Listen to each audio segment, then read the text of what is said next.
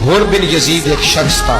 हुर बिन यजीद एक मुख्तसर सा लश्कर लेके उसने इमाम हुसैन को एक जगह पे रोका, फिर दूसरी जगह पे रोका, फिर लाकर तीसरी जगह पे रोका। तो इमाम हुसैन ने फरमाया जगह कौन सी है? कहा हुजूर करबो बला। फरमाया बस यही खैमे लगा यही। हजरत सैयदा ज़ैनब ने पूछा इमाम हुसैन से कि सारे जमाने ने रोका है, ठीक है आप हक पे हैं, ये भी सब ने कहा आप हक पे हैं, पर रोका भी सब ने, आप रोके क्यों नहीं? इब्ने कसीर और इब्ने असीर लिखते हैं इमाम हुसैन रो पड़े, कहने लगे बहन मैं रुक जाता पर मैंने रात को नाना मुस्तफ़ा को ख्वाब में देखा। तो हुजूर ने फरमाया हुसैन अगर आज ये रिवाज पड़ गया ना यजीद जैसे लोगों का तो कयामत तक पड़ा रहेगा। फिर लोग कहेंगे कोई निकला नहीं था तो हमें भी निकलना, फिर लोग जालिमों के सामने गर्दनें झुकाने के आदी हो जाए। मैं कहता रहता हूं, कह रहा हूं, करबला की जंग कुफर इस्लाम की जंग नहीं, कुफर इस्लाम की जंग नहीं करबला की, क्योंकि यजीद तो बड़ा पक्का नमाजी था, खुतबा देता था वो तो। जब इमाम हुसैन रज़ी अल्लाह तआला अन्हु ने करबला के मैदान में जुमे का दिन था तो यजीद के सामने को बात करनी शुरू की, अमर बिन साद के सामने। तो अमर बिन साद कहने लगा हुसैन ज्यादा बातें ना कर, हमारा जुमा लेट हो रहा है, जंग के लिए तैयार हो, फटाफट आ।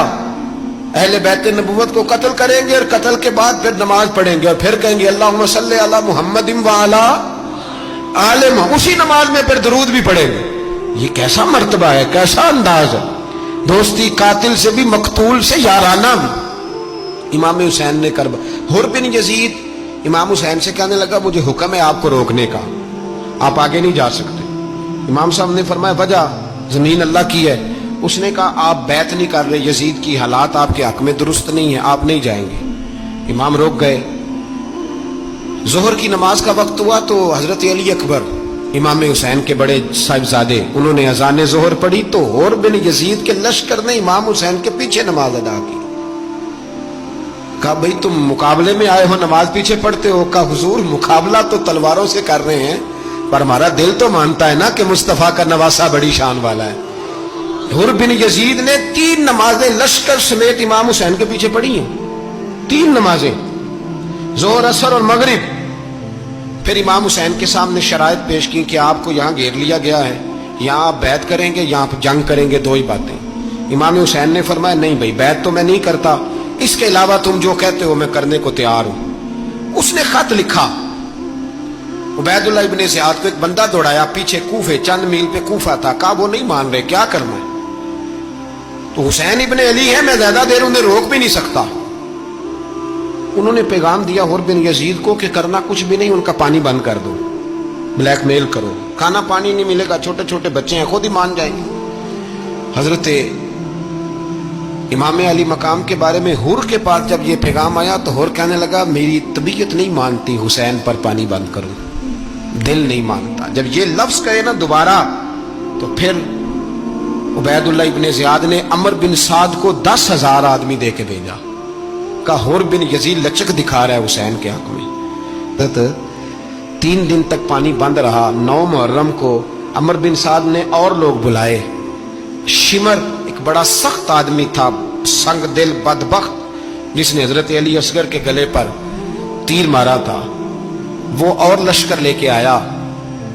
रात को कहने लगा इमाम हुसैन रज़ी अल्लाह तआला अन्हु से कि बस बड़ा हो गया, ये 9-10 मुहर्रम की दरमियानी रात, यहाँ आप जंग करेंगे या आप बैत करेंगे, 2 ही बातें। इमाम हुसैन अंदर गए, सैयदा ज़ैनब से मशवरा किया, बाहर आए, फरमाया बात वही है जो पहले दिन वाली है। इमाम हुसैन रज़ी अल्लाह तआला अन्हु ने फरमाया भाई बैत तो मैं नहीं करता, बाकी जो तुम्हारा प्रोग्राम है। शिमर और इब्ने साद कहने लगे फिर जंग के लिए तैयार हो जाएं। क्या अंदाज है इमाम हुसैन का।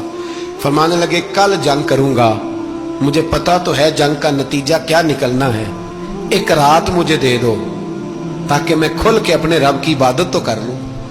हुसैन ने जाना है, मुझे पता है कल रिजल्ट 72 और 22,000 का क्या एक रात मुझे दो, मैं मालिक से राज न्याज तो करूं, मैं गोया उससे पूछूं तो सही कि मालिक मेरे वालिद भी शहीद हैं, भाई भी शहीद हैं, नाना को भी दुखों में देखा है, तो अब मेरी बारी है तो मालिक मैं हाजिर हूं, मुझे मौका तो दो, इसलिए कि मेरे नाना ने बदर में भी सारी रात इबादत की थी, सुबह मुझे मौका दो। और दुनिया का उसूल है जब कोई मौका मांगता है तो दिया जाता है। یہ دونوں کہنے لگے کوئی موقع نہیں. حر بن یزید پیچھے سے بولا, کہنے لگا نہیں بدتمیزی نہ کرو, حسین کو موقع دو, تمہیں دینا پڑے گا. موقع دیا.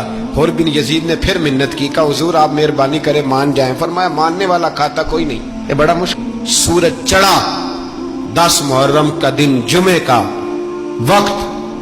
جناب سیدنا امام حسین رضی اللہ تعالیٰ عنہ نے ریت پر سجدے کیے, لمبے سجدے, لمبی نماز.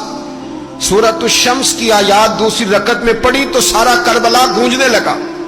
کیا انداز تکلم تھا امام علی مقام کا. نماز مکمل ہوئی تو حر بن یزید, عمر بن سعد اور شیمر سے کہنے لگے واقعی حسین سے لڑو گے؟ پتہ نہیں کون ہے. قل لا اسألکم علیہ اجرا, تم نے نہیں پڑھا الا المودۃ فی القربى, تمہاری آنکھیں بند ہیں. الحسن والحسین سید الشباب اہل جنہ, تمہیں نہیں پتا؟ کہنے لگا چپ کر, حکومت نظر آ رہی ہے.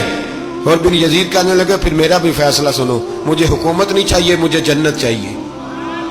حکومت نہیں چاہیے. امام حسین کی پہلی فتح دیکھیں, اور بن یزید ایڑی لگا کے نا یزید کے لشکر سے نکل کے امام حسین کے لشکر میں شامل ہو گئے. اور پہلا شخص جس نے امام حسین کو روکا, امام حسین کے نام پر پہلا سر بھی اسی شخص نے کٹایا ہے. لیکن یزید کی قبر پہ لعنت بھی کوئی نہیں برساتا, اس کا محل تھا بہت بڑا. لیکن جب لوگ کربلا میں امام حسین کو سلام کرنے جاتے ہیں تو قدموں میں حر بن یزید کا مزار بھی بنا ہوا ہے, اس کو بھی سلامی دی جاتی ہے. اور اب ہم اکیلا حر بن یزید نہیں کہتے, ہم کہتے ہیں حر بن یزید رضی اللہ تعالی. اب ہم اتنی تعظیم کرتے ہیں اس حر کی.